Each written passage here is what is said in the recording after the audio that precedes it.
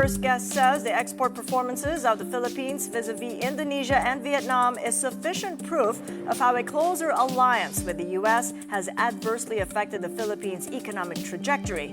With us now for more is the former president of the Philippine Institute for Development Studies, Josef Yap. He is currently Senior Research Fellow at the Ateneo de Manila University School of Government. Good to see you, Joseph. Welcome to the program. Good morning. Thank you for having me. So you're saying the Philippine deal remains inferior compared to that of Vietnam and Indonesia. Let's pull up that chart and show exactly why, using effective tariff as basis. Yeah. The numbers are actually based on an article published by Joey Salceda, which was reported in the Daily Inquirer. I just wanted to clarify and explain that it doesn't really show that the Philippines has a superior deal, as he claims, to that of Indonesia and Vietnam.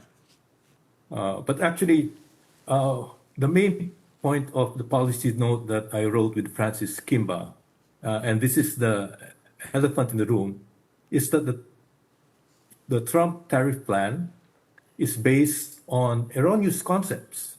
Okay? These are falsehoods, incorrect statements. So let me briefly explain. So one of the assertions of President Trump is that countries are ripping off the U.S. Trade deficits are bad for the United States. But this is not true. Trade deficits are not necessarily bad. The U.S. has not been ripped off. As a matter of fact, it has the highest per capita GDP among the G7 countries.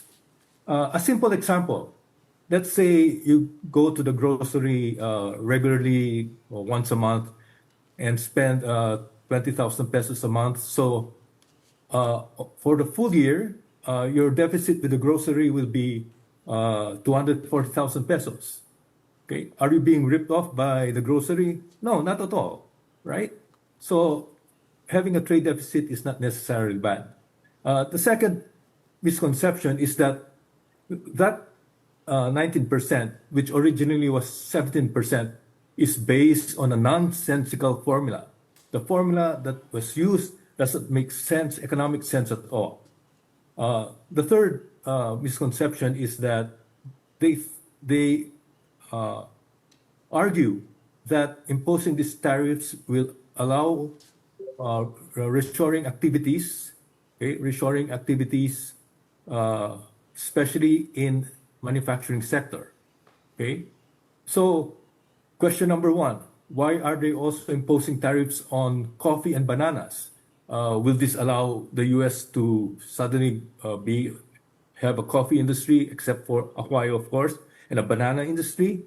Second, this goal of reshoring manufacturing activities assumes that there is a pool of workers in the U.S. who will be willing and able to sew clothes, make shoes, and assemble iPhones. That's an erroneous assumption. Could we take it from that particular view that you have, that it's an erroneous assumption?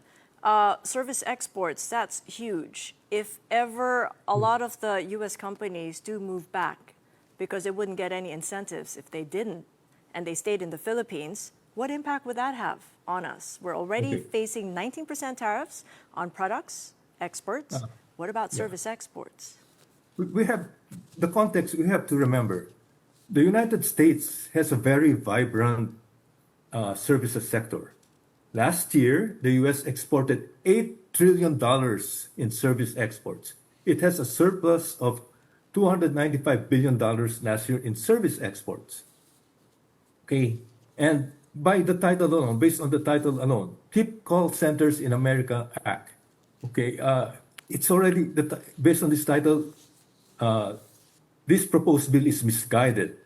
The assumption is that if once the U.S. firms are compelled to reshore call centers, there will be a ready pool of workers available who would want to take over the jobs that are being held now by Filipinos, Indians. Again, I doubt I seriously doubt that this will be the case. They will realize sooner or later that they don't have the manpower to do this. Remember, throughout history, what has happened is division of labor, wherein each country takes on activities that where they have a comparative advantage. So the U.S. has high-end services, the Philippines, India, lower-end services. Although the Philippines has been inching up the value-added chain, we already have software developers and computer programming. So this is a totally misguided proposal. All from right, the so U- it's misguided and it's unthinkable right now, but we gotta move a step ahead. And I know that you have been proposing closer collaboration with the ASEAN. If we talk about service exports, call centers, and saving all that here in the Philippines, how are we able to find points of collaboration within the ASEAN to ensure that we get a better deal in the next round? We already have the platform, and that is the Regional Comprehensive Economic Partnership, RCEP. That's a platform that we have to take advantage of, utilize, and adapt to have a united front in this global trade war that was instigated by the US. By the way, India should reconsider its decision not to join RCEP. I am almost certain that within the next few months, India will go back to the fold. They started negotiations with RCEP. For some reason, they backed off. I think now they have to reconsider their decision. Could we find points of collaboration then if indeed India joins CIMEPA or SEPA? Are we able to find points of collaboration because they're also a big Yes. call center business? Yes. There's again, we can adopt a united front in negotiating with the U.S. and pointing out the futility of trying to get back call centers in the U.S. Well, RCEP will be more useful in trading goods among ourselves. We will expand trade, looking at global supply chains, which will advantage all the member countries of RCEP. And we have to have closer cooperation with the EU. All right, well, let's take that down further into the blueprint because I know that you've come up with this blueprint that doesn't simply react to whatever unpredictability we're going to face. Take us through that list then. I mean, how do we start? Where do we begin?